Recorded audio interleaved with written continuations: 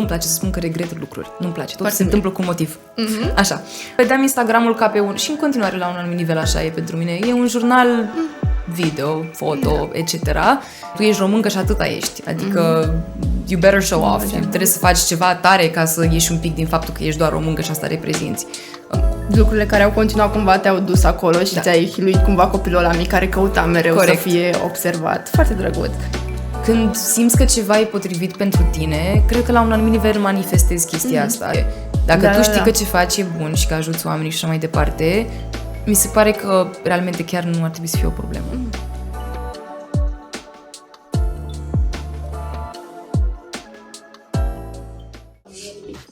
Băi, asta merge? Da, mă, cred că e porăită. Ok. Cum sunteți? Gata de filmare? Guys! Stați! Opriți-vă! Ați auzit? Aranja puzzle-urile. Ați auzit? N-ați auzit. Știți că vă zic eu. Photo Setup are reducere pentru studenți. Cum adică? Își extind misiunea mai departe. Pe lângă ajutându-ne pe noi să ducem misiunea Funky mai departe, și extind și vor să ajute întregii studenți mai departe. Păi și în ce constă asta? Foarte simplu. Fiți atenți. Deci, intrați pe linkul din descriere de la acest video, vă faceți cont și gata, beneficiați de reducere. Uite, nu poți să cameră. Mereu! E nelimitat, exact, mereu. Hai. Hello guys, bine v-am regăsit la un nou episod Marca Funky, un podcast de la tineri pentru tineri. Astăzi suntem la prietenii noștri de la Photo Setup și avem alături de noi un suflet foarte colorat și plin de energie, pe Yo-Yo. Bine ai venit! Hey, ce drăguț, mulțumesc! Yo-Yo, ce ar trebui să știe lumea despre tine așa? Câteva lucruri care te reprezintă, poate să fie și câteva. În primul rând, lumea ar trebui să știe că sufăr de alergii îngrozitoare în momentul ăsta, deja cum mai vedeți cum mai fac așa, vă rog să știți că este de aceea. E o întrebare, nu știu dacă e neapărat grea, pentru că stau să mă gândesc dacă e vorba de Yo-Yo din online sau Yo-Yo Ioana, ca să zic așa, adică cine sunt eu. Sunt o fire curioasă, nu știu, asta cred că înglobează cumva ce fac și în online și ce fac în general în viața mea și oamenii cu care mă înconjur și așa mai departe. Și, nu știu, îmi place ce fac, sunt pasionată de ceea ce fac, sunt pasionată și de asta, îmi place foarte mult să vorbesc, este chestia mea principală și, nu știu, cred că restul să vorbească de la sine, dar nu pot. Mai descoperi pe parcurs, exact. Sigur. Păi dacă tot, mie mi-ar plăcea să ne întoarcem puțin în timp, de exemplu la eu mai micuță, din școala generală, cum erai pe la 13-14 ani? Te uitai la Twilight, citai cărți de pe Wattpad, care era atmosfera? Vai, Doamne! 13-14 ani deja înseamnă aproape de liceu, deci practic clasa 8-a, clasa 9-a. Eu am fost un copil de școală privată, e o chestie destul de relevantă așa despre mine, pe care nu știu dacă o știe foarte multă lume. Am fost 8 ani de zile la o școală privată și clar m-a format într-un mod interesant, to say the least, adică eu oricum sunt și singură la părinți și am fost până recent, până când s-a recăsătorit tatăl meu și am o soră vitregă care are 8 ani. Dar fiind și într-un mediu foarte restrâns, la școală privată, fiind și only child cumva, am crescut singură foarte mult. Okay. Și nu știu dacă e neapărat o chestie rea, adică uitându-mă în spate, cumva mi se pare că se leagă foarte mult de ce fac acum.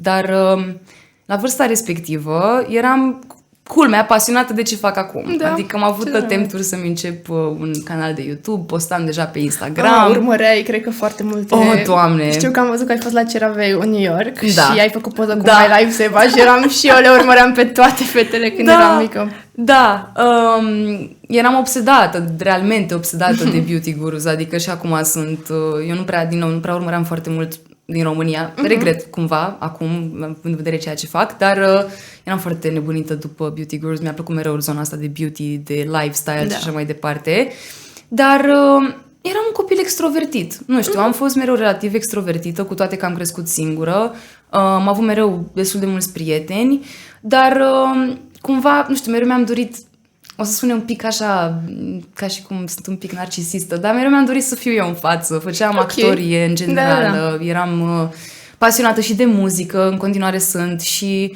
știu, făceam multe lucruri ca să fiu acolo in the spotlight, îmi doream foarte mult chestia asta, nu știu dacă este o only child thing sau nu, dar poate să fie, dar e drăguț să vezi cum lucrurile care au continuat cumva te-au dus acolo și ți-ai hiluit cumva copilul ăla mic care căuta mereu să fie observat. Foarte drăguț. Și după ai intrat la liceu, unde bănuiesc că a fost o schimbare de la școala privată la public. Cum a fost, nu știu, trecerea asta în adolescență să te descoperi în anii ăia? Adolescența mea a fost cea mai frumoasă perioadă, vorbesc de parcă am 50 de ani. Și eu fac asta. Nu, dar pentru mine liceul o să rămână și a fost cea mai frumoasă perioadă din viața mea. Știu că nu este relatable, mi s-a zis de foarte mie mi s-a multe făcut ori. prea de găină când ai spus asta, pentru că și eu Și sunt la tine? asta de multe ori. Ok, da. deci nu Da. sunt singura. Da. Să știi că am vorbit cu am vorbit cu multă lume și mereu când zic chestia asta sunt pe bune Da. și eu sunt, da, what? Cum adică? Trecerea de la privat la stat pentru mine a fost esențială. Eu nu cred că aș fi putut să fiu cum sunt acum, să fi ajuns să studiez în state, să fi ajuns să mă descoper pe mine și independența pe care o am, dacă nu mă mutam de la privat la stat. Ok. Am urmat cumva exemplul verișoarei mele, care și ea a trecut prin același lucru și întotdeauna a tras de tatăl meu și i-a zis, te rog frumos, la liceu, mut-o la stat, pentru că aia e viața. Trebuie Da. să descopere cum e să fie pe picioarele ei. Și așa a și fost. A fost, da. A fost. Și mă uit mereu în spate și mă gândesc la perioada aia ca fiind o perioadă în care am descoperit atât de multe lucruri despre mine, pentru că am fost realmente lovită cu o realitate, cum e sistemul de învățământ în România, cum sunt oamenii, faptul că eu nu făcusem multe lucruri pe care prietenii mei deja începuseră să le facă, să iasă în oraș, să fie independenți, să călătorească cu... Nu, călătoream deja cu STB-ul, dar în fine. Da, și trecerea asta cumva, repet, a fost cea mai bună decizie din viața mea. Toate că am plâns, eu am plâns când am aflat că mă mut de la privat. Deci mi se părea... Plus că eu voiam în Lazar, am intrat în Coșbuc, nu știam, oricum liceul mi se părea că arată îngrozitor, dacă lumea se uită care este în Coșbuc, acum nu mai este ăsta, cazul a fost renovat, dar pe vremea respectivă era ceva rău, dar a fost superb, au fost niște ani formatori pentru mine și mi-a plăcut mult, mereu mă gândesc doar cu drag. Care e cumva o amintire așa scurtă care îți vine în minte din liceu, care ți aduce mereu zâmbetul pe buze? Da, prima care îmi vine este că m-am îndrăgostit foarte tare în clasa 9 și persoana respectivă m-a învățat foarte multe lucruri. Sunt foarte recunoscătoare pentru el, pentru că am învățat muzică, am învățat literatură, am învățat despre filme, am crescut foarte mult cu persoana asta și primul meu an de liceu a fost foarte mult legat de asta, pentru că eram foarte îndrăgostită, era prima dată când simțeam chestia asta și mi-am descoperit și pasiunea de a scrie, prin intermediul faptului că eram atât de îndrăgostită și scriam foarte mult în perioada respectivă și profesoara mea de română în momentul ăla a observat ceva și a zis, băi, chiar scrii bine. E ceva în tine, ia vezi da. ce faci cu asta, știi? tare. Și eu credeam că scriu doar așa despre ce bine mă simt. Exact. Da. Foarte drăguț. Și America cumva a fost mai mereu un vis pentru tine de când ai intrat la liceu sau mai mult o surpriză pe care ai descoperit-o pe parcurs? Nu, a fost un vis de când am ieșit din burta lui mama. Deci ai știut că... Da, bine, un vis care a fost clar, cum să zic, potențat poate de ce vedeam în online, mi se părea totul foarte cool. Cum ni se pare tuturor, în special în Europa și așa mai departe, avem, sau poate acum mai puțin cu generațiile care vin, dar avem o percepție foarte interesantă și vai, America este wow. Eu voiam să ajung acolo, nu știam prin ce modalitate o să ajung neapărat, dar cumva în clasa a 10-a, pe la final, m-am apropiat foarte tare de prietena mea cea mai bună, Ioana, care e în prezent și ea la facultate, da. Și mi-a spus, băi, eu aplic în state, by the way. Și a zis, wow, serios? Și pur și simplu am mers cu ea la meditație. Adică asta a fost cumva, a fost foarte natural. Da. Adică s-a simțit de parcă, ok, știam că o să ajung acolo, dar nu știam în ce mod neapărat. Și s-au aliniat așa toate. Da, cumva. mi se pare situația perfectă să ai și prietena ta cea mai bună, să vă susține și cumva să știi că poate nu o să te duci acolo singură. Absolut. Adică mi se pare un pas foarte mare de curaj să lași atâtea lucruri în spate și pe alt continent până la urmă, când ai doar 18 ani, adică încă abia știi cine ești. Corect. Și mi se pare că frica asta de schimbare este destul de prezentă și în rândul nostru a tinerilor și vreau să te întreb cum ai găsit cumva curajul. Poate au fost momente când era, dar oare pot să fac asta? Cum ți-ai depășit cumva frica asta? Frica mea a fost frica mea a fost mai mult din faptul că, repet, am avut, pentru mine a fost foarte natural ce s-a întâmplat. Eu niciodată n-am simțit, wow, ce chestie fac, pentru că atât de sigură eram că asta trebuie să fac, încât n-am căput neapărat loc de un sentiment de nesiguranță și așa mai departe. În schimb, când am ajuns acolo, a fost greu, a fost foarte greu din punct de vedere emoțional, pentru că atunci am început să simt schimbarea. Eu am avut în cap am avut altceva în cap când m-am dus acolo. Am crezut că o să mă adaptez altfel. Exact, am crezut că o să fie mai simplu și n-a fost. Și atunci m-am lovit cumva cu realitatea și am zis, wow, ok, chiar trebuie să mă adaptez unei schimbări neașteptate. Da, exact. Poate nici nu te așteptai cumva lumea chiar să observe că tu ești de acolo sau să aibă bănuiesc că aveau atitudinea asta. Ce e România, ce e aia? Da, nu, inclusiv ce e aia la modul este în Africa. Nu, nu este în Africa. Și cumva vorbeai destul de mult despre de unde vii tu sau încercai cumva să fii mai mult ca ei și să o lași puțin în spate România? Care era abordarea? Oricât de mult încerci să faci asta când ești singurul român de pe campus, care a fost cazul meu. Da. Ceea ce nu este o chestie comună, nu vreau să dau impresia greșită. Facultatea mea nu este o facultate care acceptă foarte mulți studenți internaționali. Eu am fost singura româncă, nu știu de ce, care a intrat la facultatea asta în ultimii 10 ani și vrând nevrând, cu părere de rău, pentru că nu cred că ar trebui să fie așa, asta a fost identitatea mea. Românca. Okay. Punct. Faptul că eu sunt româncă sau că eram româncă în contextul respectiv nu este același lucru cu a fi român în Italia, cu a fi român în undeva în Europa. N-are nicio treabă, pentru că acolo asta e porecla ta. Adică să devine tot ceea ce reprezinți tu. Da. Chestie cu care m-am luptat foarte mult de-a lungul anilor de facultate. Am avut câțiva profesori care m-au înțeles foarte bine și am încercat constant să nu aducă neapărat în discuție chestia asta. Ce drăguț! Da, adică înțelegeau pentru că le exprimam cumva chestia asta că, băi, da, ok, sunt din România, mă mândresc că sunt din România, cu toate că sună ciudat, dar sunt și eu om. Da, adică, mai altceva despre mine. Exact, sunt un om cu pasiuni, cu interese. Da, pot să vorbesc despre țara mea ore în șir, pentru că în mod evident și eu aveam întrebări legate de cultura americană și realizam în momentul respectiv că și eu la rândul meu îi puneam pe ei într-un fel de cutie. Dar eu fiind un outlier, în momentul ăsta se simțea foarte diferit și simțeam că nu pot să, nu pot să fiu eu, pentru că era prima dată când mă confruntam, adică știi când stai în țara ta toată viața, pe aia dintr-o dată îți dai seama că asta chiar reprezintă tot ce ești. What? Nu, eu reprezint mai mult de atât, vreau mai mult. Da, mai ales că era perioada când descoperai poate și vrei să ai loc să te prezinți altfel și... Da. Care au fost cumva, 3 lucruri poate pe care nu le-ai suportat deloc acolo și altele 3 de care ți-e dor, poate? Ok. Da. Nu mi-a plăcut și întotdeauna mi se asta că nu îmi place deloc lifestyle-ul. O să o pun așa, pentru că înglobează multe lucruri. Sistemul medical, care este de-a dreptul sinistru, adică eu îi mulțumesc. Chiar că ai avut vreo moment ăsta în care mulțumesc, noroc, da. Te pup. Că nu am avut niciun moment. Ok, am avut gripă, am avut chestii de-astea, dar n-am fost în, punctul în care, Doamne ferește, să am ceva la dinți sau vreo chestie de genul. Da, trebuiască să mergi efectiv la un spital sau... Da, pentru că mi-era frică. Chiar mi-era frică. Am avut experiență în care am fost cu o prietenă la spital și am zis, Doamne ajută că n-am ajuns aici, pentru că a fost ceva... Deci atât de horror. Rău, da. Prin lifestyle mă refer evident și la mâncare, care a fost... Adică toată cultura asta americană de totul trebuie să fie on the go, totul trebuie să fie foarte ușor de făcut, inclusiv, lucrurile în general, totul e foarte bazat pe tehnologie, nu prea mai ai, cumva, nu ai chestia aia cum avem noi în România uneori, să ai momente care să râzi, zici că nu funcționează nu știu ce casă de la Mega. Da, să iei totul mai în glumă, cumva, exact. Trebuie să meargă, suntem americani. Totul e foarte riguros așa, in a way. Mi-a fost greu să mă apropii de oameni, pentru că, repet, am avut și experiență relativ, izolată, chestia asta cu românca.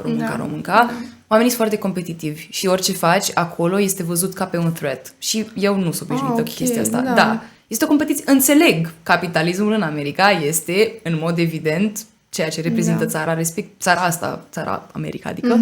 Și nefiind neapărat obișnuită cu acest tip de atitudine, mi se părea că mereu când cunoșteam pe cineva, credeau că eu vreau să le fac rău, ceea ce nu era cazul. Niciodată. Eu nu sunt genul ăsta de persoană. Nu sunt malicious, nu am chestia asta. Și al treilea lucru, asta ca să o dau așa mai pe funny, eu nu pot doar cu mașina. Adică chestia asta că nu există transportul. Poftim? Adică... Mai ales ca student, cam ce faci dacă... Păi nu faci. Mai e chestia. Faci Uber, te urci în Uber și cu trenul, mai ales când stai într-o suburbie, cum a fost cazul meu, evident. Și mi s-a părut așa foarte, nu mi-a plăcut chestia asta deloc. Ca să ajungi la chestiile pozitive, sistemul educațional este preferatul meu. Nu cred că se poate compara absolut nimic cu modul în care americanii și-au construit efectiv școala. Da. De-a dreptul superb, îți oferă o libertate enormă să descoperi ce-ți place, nu ești pus să-ți alegi majorul din primul an dacă ești... Da, foarte interesant. Și nu știu că au și opțiunea aia de double major, ai avut și tu... Eu n-am apucat pentru că am luat un semestru pauză, dar am avut un minor în filozofie și făcut un major în filozofie, dar, din nou, super tare oricum, chestia asta. Da, să poți să alegi și mie mi se părea asta mereu când Minunat. auzeam. Adică paralela, nu știu, dintre a studia economie și după arte în același timp care la noi nu există. Mi se părea mereu super. Da. Este și te dezvoltă într-un mod în care nu te aștepți neapărat. Adică poate unor au fost momente în care am zis, chiar nu trebuie chestia asta. Legit, de ce fac atât de multă teologie? Hello! Okay. Dar privind în retrospectivă acum, sunt conștientă și chiar, nu știu, cumva îmi place că am făcut asta, pentru că m-a dezvoltat foarte tare. Și am observat asta și în discuțiile pe care le-am cu prietenii mei și cu oamenii din jurul meu. Alt lucru care îmi place mult este New Yorkul. Da, e cool, este cool. Clar nu este ce vedem în filme, dar e o experiență de avut, consider. În timpul tău, nu cu neapărat să mergi acolo să lucrezi sau mai știu eu ce programe sunt de genul, dar cred că trebuie văzut. Cred că e un oraș care trebuie experimentat și trăit. Chiar pare o experiență. Da. Și evident, tot așa ca să zic și una funny, faptul că ai multe chestii acolo pe care poți să ți le cumperi. Mamă, da, Sephora. toate lucrurile. Da, da, asta așa, ca să revin la ideea de capitalism și așa mai departe. E tare să poți să mergi, ca orice release să fie acolo. Este o țară care primește totul prima și cumva simți și tu că faci parte din chestia asta. Na, cât de bine o fi, nu știu, dar era tare cât timp eram pentru acolo. câțiva ani chiar pare că... Absolut, da. E interesant. Revenim puțin la sistemul american, pentru că sunt convinsă că mulți tineri sunt chiar curioși care este diferența. Ce înseamnă un major sau un minor? Care ar fi diferențele? Da, am să explic mai întâi ce înseamnă să fii la o facultate în America, ca să dau context. Deci, mi-a fost greu mult timp pentru că multă lume mă întreba ce facultate ai terminat și eu spuneam Villanova University. Nu, eu am terminat comunicare în România, cum ar veni. Da.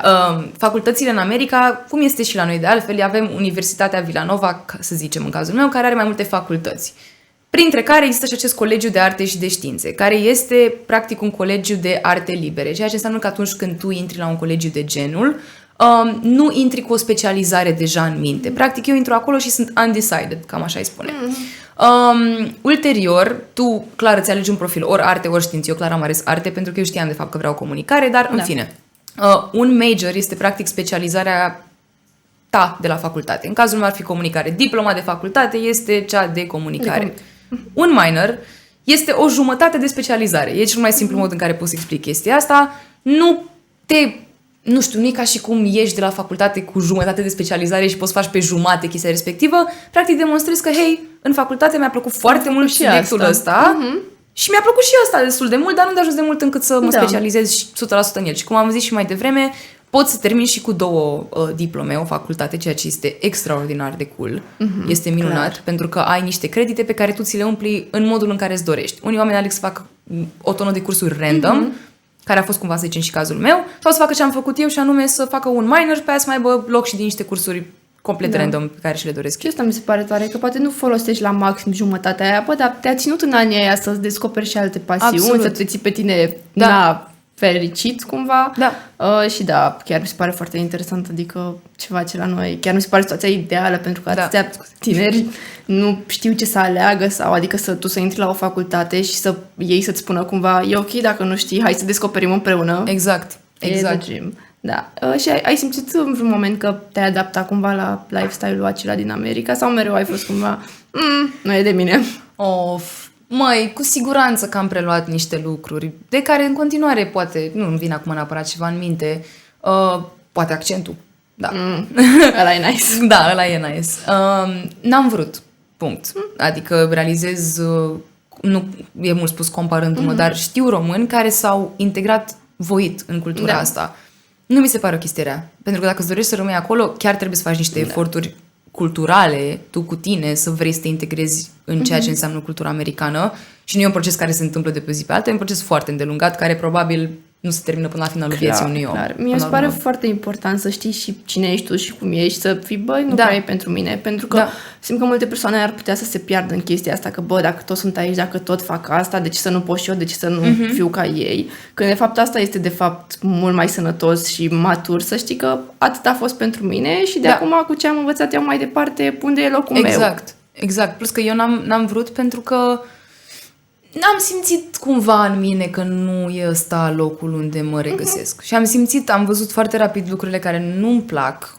Toate că, nu știu dacă e neapărat o experiență, din nou, repet, eu am avut o experiență vreau să se înțeleagă foarte clar, izolată. Sunt un caz, adică eu cunosc mulți români care se duc în America și stau cu români. Eu nu am avut chestia asta, adică inclusiv prietena mea cea mai bună, care este la facultate acolo în continuare, că are 5 ani de zile de făcut, ea era la 40 de minute de mine, adică nu e ca și cum ne vedeam și wow, ce tare. Erau și luni de zile în care n-apucam să ne vedem, adică le-am trăit foarte intrinsec, nu știu, am avut o experiență foarte personală și cumva, revenind și la discuția despre a fi un only child și așa, le-am și internalizat foarte mult și n-am realizat cât de mult m-au afectat și cum am privit eu pe mine de-a lungul facultății într-o lumină așa foarte, tu ești româncă și atâta ești, adică you better show off, trebuie să faci ceva tare ca să ieși un pic din faptul că ești doar româncă și asta reprezinți. Tot un pic câmpit, dar în fine. Așa e, poate să fie greu, mai ales când abia ai 19-20 de ani și doar vrei să te bucuri de viață așa cum e, nu să ți se pună atâtea presiuni. Ca să ne întoarcem și pe o notă puțin mai fun, care ar fi, nu știu, o amintire de la un frat party de la iconic, cumva american? Nu pot să mai zic aceeași poveste. Un tea. Da, un tea. Da, prima dată când am mers la un frat party, e clar amintirea care, wow, nu știam, nu știam la ce să mă aștept. Repet, facultatea mea, nu vreau să sun ca un broken record, dar nu aveam voie să avem fraternități pe campus, ceea ce este în mod normal o chestie care se întâmplă la facultățile din state. Noi aveam fraternitățile în apartamentele unde locuiau ei. Ok. Horror. Nu. Oribil. Deci un apartament micuț cu un apartament, adică sincer cred că sufrageria unde noi petreceam era cât studioul în care suntem acum, poate un pic mai mare, să zicem dublu, hai maxim. În fine, dar mi-am prima dată, eu purtam ochelari, acum port lentile, dar la vremea respectivă purtam ochelari și m-am dus la acest frat party și eu mă îmbrăcasem cum aș îmbrăca eu în club în România, adică, nu știu, era și septembrie, nu era chiar așa cald, în fine. Și toate prietenele mele mi-au spus, trebuie să ai jumate din hainele de pe tine, e foarte cald acolo. Și am zis, cum e că e cald? Mamă, chiar că cu atâția oameni. Cum e că e cald? Please. În fine, și m-am dus acolo și am intrat și aveam o aplicație de termometru pe telefon, erau 43 de grade. 43 de grade. Mi s-au aburit ochelarii. Nu, alcooluri, Doamne, cât de țigări. Mi s-au aburit ochelarii și toată lumea făcea mișto de mine că aveam ochelarii aburiți și eram, ce vreți să fac, sunt chioară. La momentul respectiv nu știu, aveam în cap că lentilele nu sunt o opțiune pentru mine, în fine. Și mi-amintesc așa cum stăteam acolo și mă uitam în jurul meu și eram, wow, trăiesc asta, nu știu dacă îmi place, dar o trăiesc. Deci cumva trebuie să mă bucur. Eram foarte conflicted pentru că realmente mă uitam în jurul meu și mi se părea penibil. Mi se părea pur și simplu penibil ce se întâmplă. Erau niște oameni extrem de intoxicați cu alcool. În jurul meu eram toți așa, ca niște sardine, era foarte cald și muzica era ok, I guess, dar nu era cine știe ce și cumva toată lumea părea că se distrează și eu eram acolo, cred că trebuie să mă distrez. Tu cred că aveai puțin un flashback de prin clasa 10, așa? Dar nici măcar! Eu în clasa 10-a, noi aveam casa unei prietene unde mergeam mereu și dădeam petreceri și eram un grup de 10 oameni. Și erau aceiași oameni pe care știai, da. Și era ok, adică nu muream de cald, nu știu. Mi se pare foarte ciudat puțin la ei, cu mereu cu străini și cu lume pe care nu cunoști, adică nu devine așa ca un mic grup sau o mică familie care mereu multă lume. Da, nu știi de cine dai acolo și asta e o chestie care îți dă absolut anxietate așa un pic. Mamă, chiar că. Cine mă văd în seara asta? Da, exact. Da. Tare. Eu am văzut și absolvirea ta atunci când ai pus pe story și știam că ești și singura româncă, am văzut că a venit și mama ta cu tine și mi s-a părut așa un moment foarte emoționant. A fost, cum a fost cumva să te gândești la toți anii ăstea și toate provocările și să zici, băi, chiar am reușit până la urmă? Da, cred că a fost cu siguranță cea mai importantă zi din viața mea. Adică așa am simțit-o și mi-o amintesc foarte bine pentru că mi-am propus activ să mi-o amintesc foarte bine momentul. Da. M-am emoționat foarte tare, adică e puțin spus emoționat, nu știu, a fost așa, eu am terminat facultatea în 3 ani și jumătate în loc de 4 pentru că am luat un semestru pauză și repet, știu că nu sună foarte, mare chestie ce ai făcut, a fost mare chestie pentru că foarte greu să faci asta în SUA și mai ales la o facultate de calibru celei la care am fost eu. Mi-a fost foarte greu, adică știam cât de mult m-am chinuit și foarte mulți profesori mi-au zis că nu e posibil și nu mi-au spus-o urât, nu mi-au spus-o nu ești capabil, mi-au zis-o, băi, nu poți, e prea greu, chiar este mult prea mult, you have too much on your plate. Am făcut și un exchange în Roma, adică am vrut să le fac pe toate, am prins și pandemia, deci a fost așa un și cu programul lor era noapte la tine, bănuiesc când aveai orele online. După aia, ulterior, mi-am început și proiectele pe partea de influencing și cumva aveam foarte multe lucruri care mi sunt, în special în anul 4 de facultate, care a fost cel mai plin din toată viața mea și lucruri pe plan personal prin care treceam, că nu pot să le ignor pe acestea, adică au fost și m-au afectat, dar ziua aia a fost superbă, adică a fost foarte, foarte emoționantă, pentru că I made it, adică ăla a fost sentimentul de wow, chiar am reușit against all odds să termin facultatea asta și să o duc la capăt, cu toate că a fost extrem de greu și totuși, și într-un mod bun, adică am magna cum laude și nu vreau să mă laud, că eu nu fac asta foarte des, dar asta chiar ai făcut, adică e meritul tău, de ce nu? Da, aveam așa multe gânduri de wow, chiar bravo. Mie mi-e foarte greu să fiu mândră de mine și faptul că am reușit în ziua aia, am zis, bravo. Da, deja a fost o zi foarte frumoasă. Chiar felicitări pentru asta, pentru că știu că a fost foarte greu și cu pandemia să te întorci și cumva să nu mai știi care e poate locul tău. Ai vorbit despre semestrul acela în care ai luat pauză. Cum a fost cumva să te descoperi și în afara facultății? Și știu că ai avut și un proiect cu corsetele cu Oana Nuțu. Da. Cum a fost să vezi și altă... You did a research! Ok! I know it, pentru că și eu urmăream o dată cu tine, adică te urmăresc de ceva timp și sunt curioasă cum a fost să te vezi atunci din altă perspectivă, poate pentru prima oară. A fost bine că am făcut asta. Nu pot să zic că regret. Mie oricum nu-mi place să spun că regret lucruri. Nu-mi place. Tot se întâmplă cu un motiv. Așa. A fost bine pentru că am realizat niște lucruri despre mine pe care nu le-aș fi realizat de-a lungul unei facultăți făcute în pandemie. Nu regret, vorbind și cu toți colegii mei de la facultate, mi-au zis foarte bine că n-ai fost pentru că ai fi intrat în depresie, adică rău, a fost rău, știi? Și chiar nu ar fi meritat în momentul respectiv ca eu să mă duc cu atâtea zboruri și să fac toate aceste eforturi. Da, și frica aia până la urmă aveai... Tot nu vezi. Ne conectăm. Da. Da, și frica că aveai, oamenii dragi aici, era până la urmă o pandemie, adică să fii pe un alt continent când nu știi ce se întâmplă cu lumea asta, o să mai prind a doua zi. Da, oricum eram traumatizată că n-am putut să mă întorc acasă 4 luni de zile cu 7 zboruri anulate, nu mai voiam să mai trăiesc asta, mi-era foarte frică să nu cumva să rămân iar blocată acolo. Dar perioada respectivă a fost, n-am vrut să stau degeaba, adică am zis ok, iau un semestru pauză și alor mei a trebuit să le explic, hei, iau semestru pauză, pentru că recunosc la momentul respectiv nu știam dacă America e pentru mine neapărat, fiind și contextul pandemic cumva a accelerat această confuzie din capul meu să zic de băi, is this what I am supposed to be doing? Am aplicat în UK la 5 facultăți. Pe bune? Și în UK? Da, am intrat la ele, dar m-am trezit, eu sunt genul ăsta de persoană, dacă mă trezesc într-o zi și trebuie să se întâmple ceva, ok, iau decizia și m-am trezit într-o zi și am zis, eu trebuie să mă întorc să termin facultatea, I feel it in my gut, I need to do this și chiar am făcut toate demersurile ca să mă reîntorc, dar perioada respectivă a fost tare pentru că am intrat cumva în zona asta de antreprenoriat, am descoperit niște pasiuni pe care știam că le am, am ajutat pe maică mea vitregă să-și reconstruiască business-ul la momentul respectiv și am creat ceva foarte frumos împreună care a fost atât de longeviv încât și acum încă se vând corsetele, ceea ce e minunat. A fost o perioadă bună, o perioadă tristuță un pic pentru mine, pentru că eram confuză realmente. Am trecut prin niște confuzii și niște disperări din astea prin care trecem toți la 20 de ani. Da, pentru mine vârstele de 19 și 20 de ani au fost crunte. Oribile. Îmi pare rău, nu știu câți ani aveți, dar pentru mine vârstele respective au fost grele, nu știu, foarte multă angoasă, așa, multă disperare, nu știam ce vreau, nu că acum știi neapărat, dar în fine, mai bine ca atunci. Și a fost așa foarte emoțional, ca să zic. Dar nu aveți necesare ca să trecem prin ele și poate după și să apreciezi lucrurile altfel, adică eu țin minte că după, nu știu, niște ani mai greu la fel, 20 de ani, când abia intri la facultate, când nu știi ce e cu tine, după realizezi că, băi, s-au întâmplat cu un motiv și chiar văd altfel lumea din jurul meu acum. Exact. Și da, asta este foarte nice. Cum ai descoperit după pasiunea pentru crearea de conținut? Ce-ți place să filmezi? Cum ai intrat în toată lumea asta? Păi, răspunsul așa pe care crede lumea că l-aș da ar fi că s-a întâmplat în pandemie cu fostul meu iubit. Nu este asta. Eu fac online din clasa 6-a. Știu că sună... Nu. Eu în clasa 6 mi-am pus primul videoclip pe YouTube. După aia am început să postez pe Instagram. La liceu am avut chestia asta, chiar recent am vorbit despre asta, nu mai știu cu cine. Am postat o poză zilnic din liceu, pentru că am vrut să fie ca un jurnal. Da. Mamă, ce tare, și când eram la liceu era la fel cu conturile de shitposting. Da. Și la fel postam, voiam toate amintirile să le am acolo și chiar mă bucur că am făcut asta acum. Și eu am în continuare toate pozele, adică lumea care vrea să mă cunoască super mult poate să dea scroll să vadă toți iubiții mei, toți prietenii mei, oameni care nu mai sunt prietenă, Toate stilurile.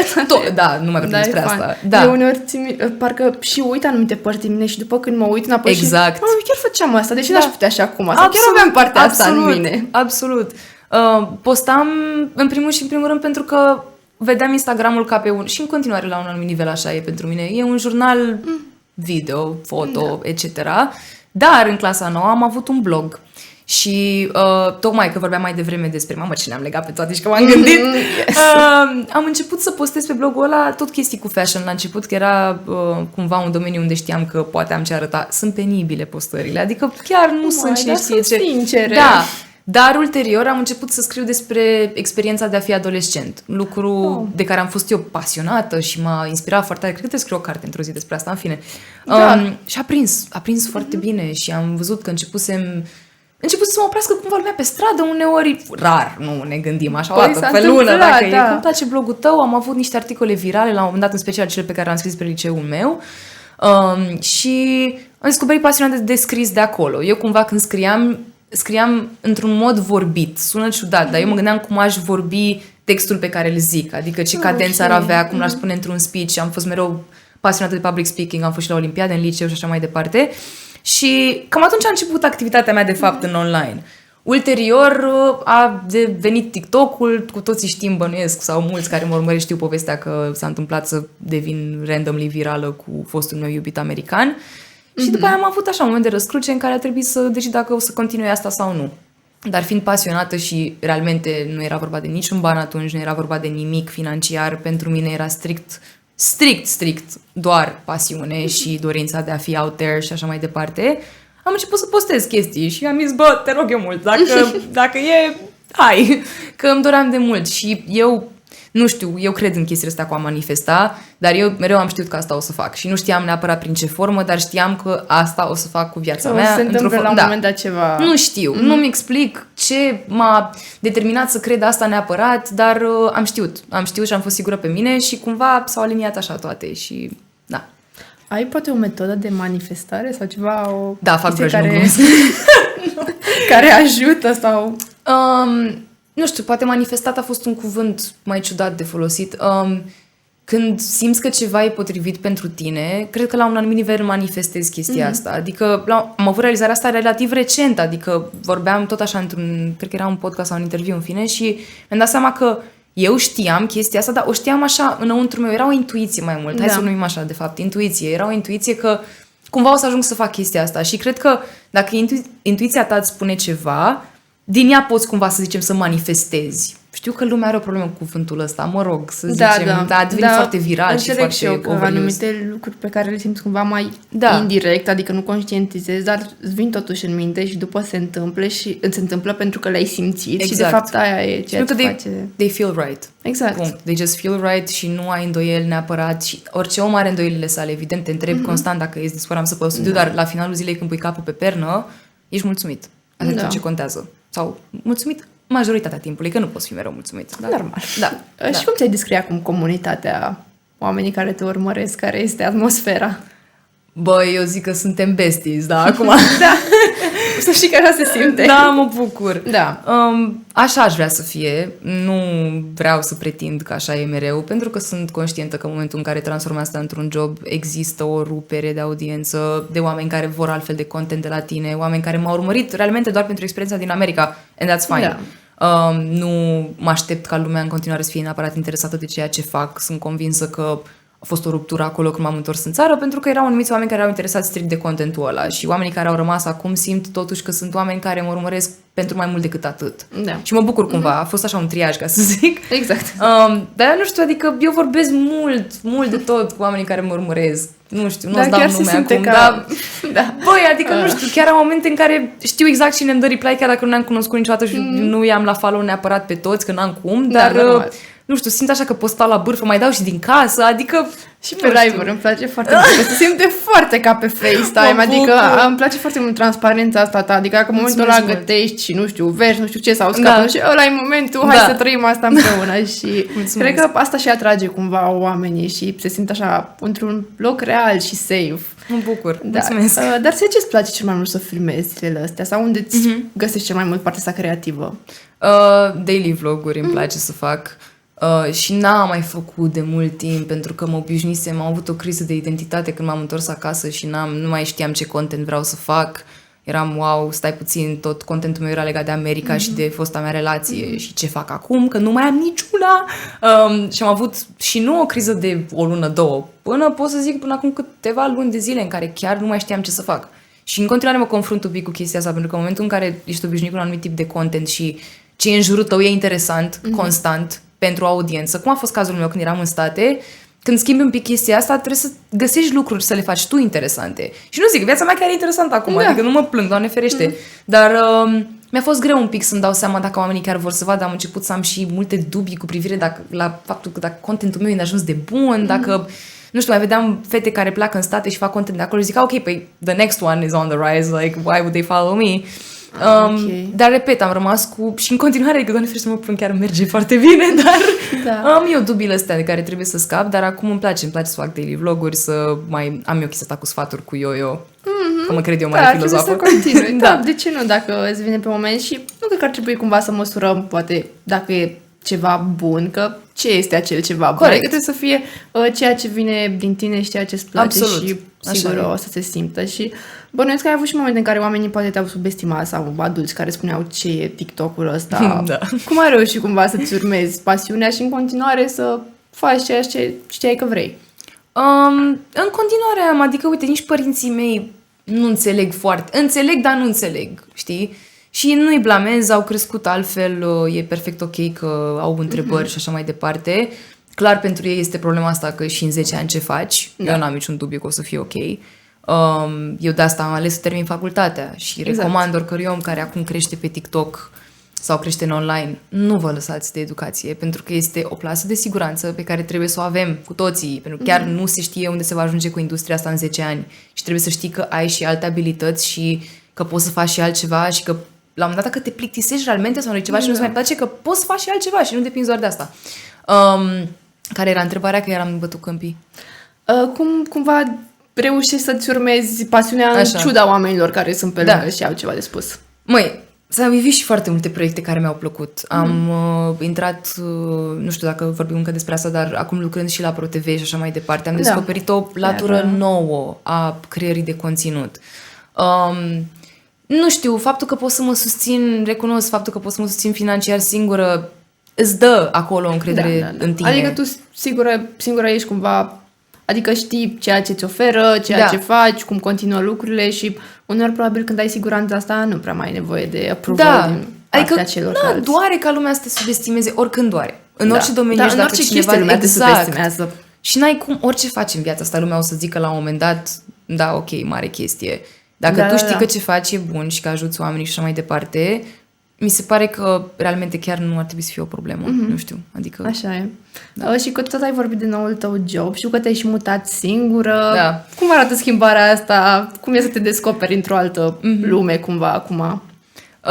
N-a fost o tranziție așa mare pentru mine mutatul singură, pentru că eu stând și 4 ani în state și așa mai departe, cumva am trecut deja prin șocul ăsta de a fi singur. Șoc, e mult spus.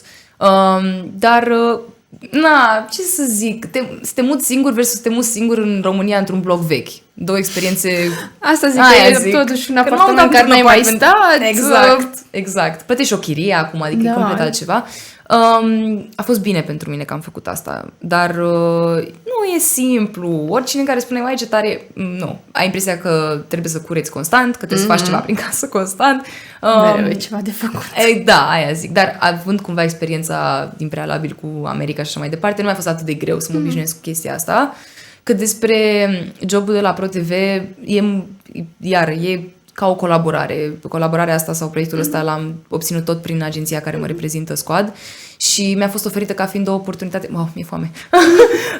A fost oferită ca oportunitate de, hei, noi căutăm un creator de conținut care să vină să creeze conținut pentru emisiunea Vorbește Lumea și la momentul respectiv era și la Măruță și cumva a fost un proces de am trimite CV-ul, au fost propuși mai mulți oameni din ce știu și m-au ales pe mine, which was really cool, și am început în august anul trecut.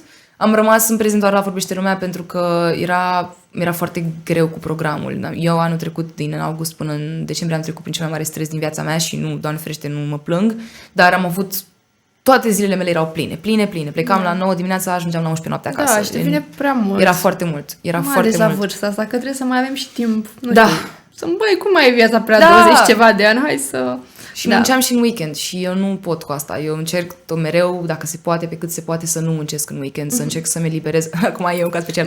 Da, nu e munca asta, chiar e... Nu, Doamne ferește, asta chiar e o plăcere, dar... încerc să mi eliberez, am realizat că trebuie să mă prioritizez un pic. Da, asta e foarte bine și de transmis mai departe, pentru că suntem în era asta cu trebuie să faci de toate, și job, și facultate, și internship, și e bine să auzim, nu știu, de la o persoană ca tine, care totuși are multe lucruri pe care le face, că singură ți-ai puțin loc de, băi, hai să am și timp și pentru mine, și pentru familie, poate, și chiar e super că faci asta. Și jobul de la ProTV, cum au fost așteptările sau ai descoperit ceva din backstage? Cum ți se pare toată lumea aia? Da, e ca o familie, chiar am doar lucruri bune de spus. Serios, nu pot să cred, dar chiar am doar lucruri bune de spus. Mi se pare că a venit la momentul potrivit în viața mea chestia asta și este o experiență foarte bună pentru mine, pentru că mă pune...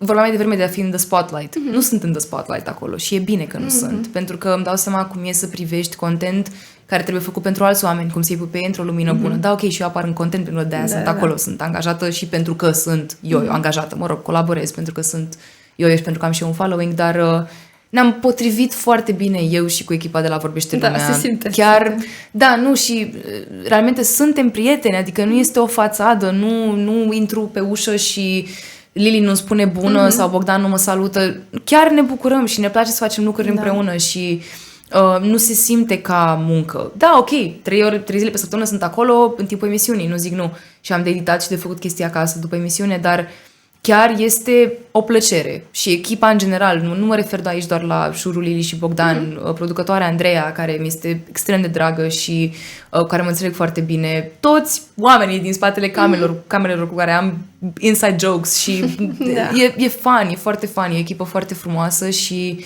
sunt incredibil de recunoscătoare. Adică, nu știu, chiar a venit la momentul potrivit din viața mea și îmi place. Îmi place foarte mult. Da. Și cum ți se pare procesul ăsta? A fost mai complicat decât ai fi crezut? Sau bănuiesc că e o producție mare acolo în spate care se ocupă? Da.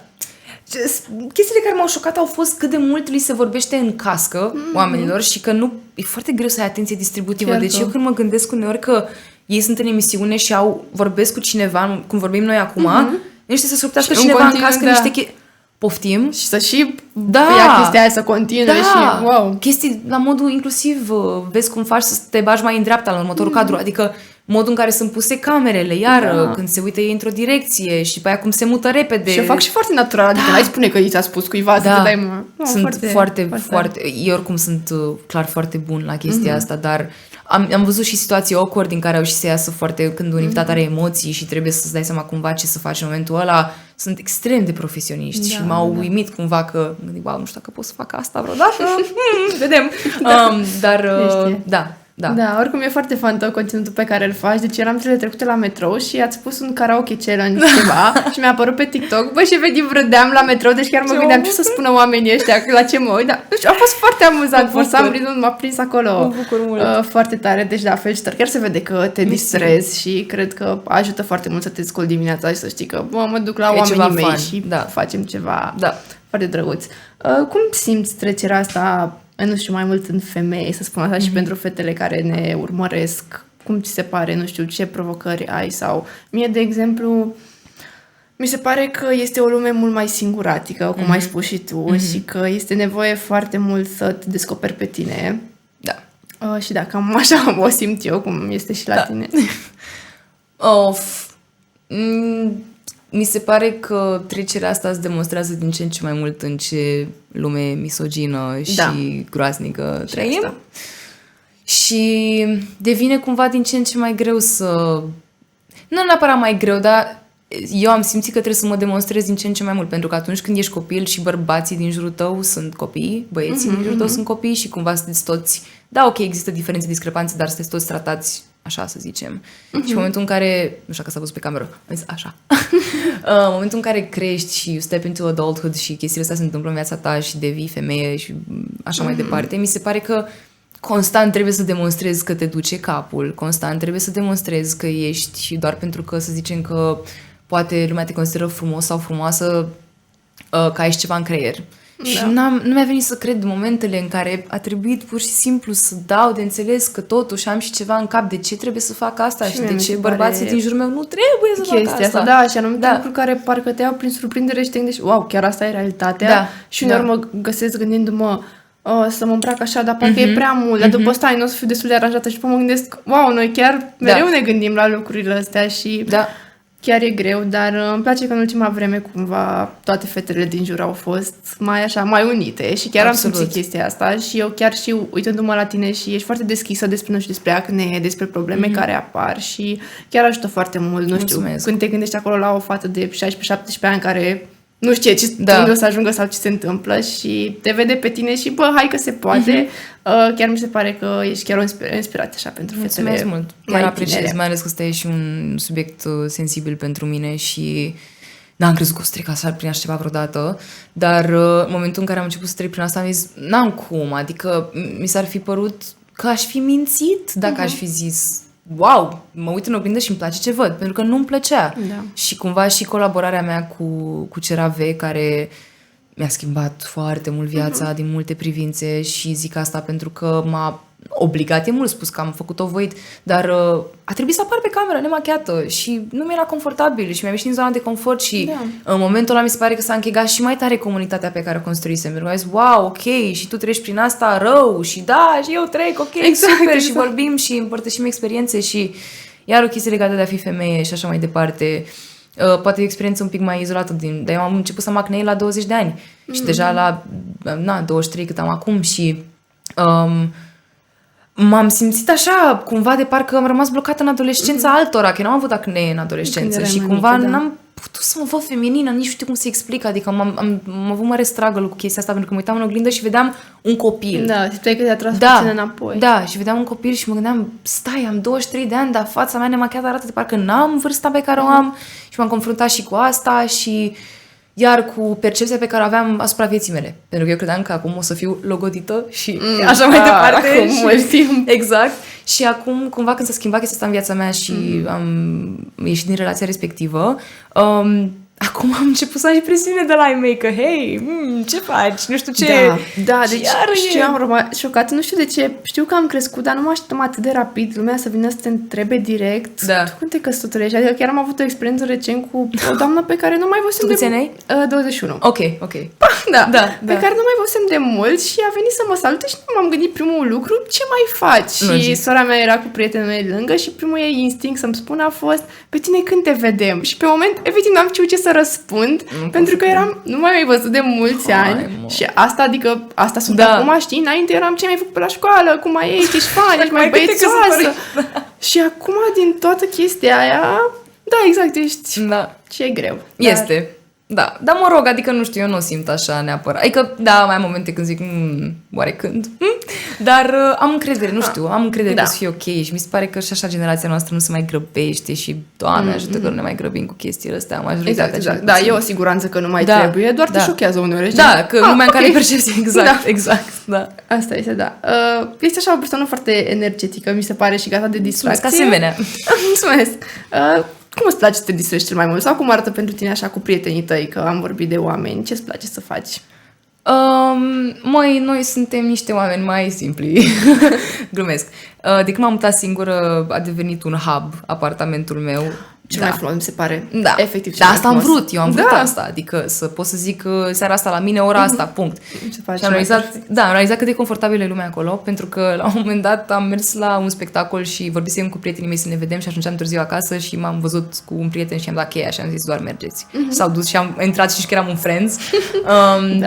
Sunt înconjurată în momentul ăsta de niște oameni extraordinari, n-am zis tot podcastul în fine.